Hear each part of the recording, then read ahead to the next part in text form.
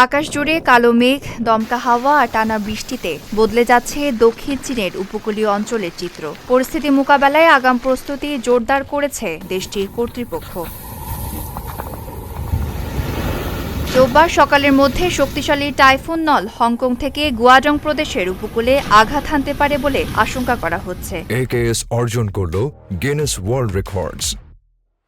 AKS এ কারণে 4 স্তরের সতর্কতা ব্যবস্থার দ্বিতীয় সর্বোচ্চ কমলা সতর্কতা জারি করা হয়েছে। গুয়াডাং ও ফুজিয়ান প্রদেশে প্রবল বাতাস, ভারী থেকে অতি ভারী বৃষ্টি এবং জলোচ্ছ্বাসের পূর্বাভাস রয়েছে।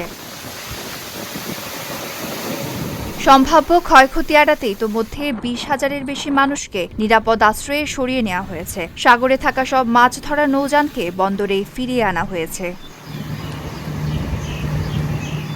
এছাড়া চাওঝো শহরের সব স্কুল বন্ধ ঘোষণা করা হয়েছে। স্থানীয় প্রশাসন বাসিন্দাদের অপ্রয়োজনে ঘরের বাইরে না যাওয়ার আহ্বান জানিয়েছে।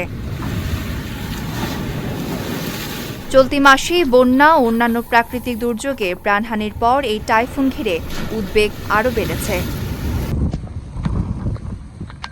Desk report, Dhaka post.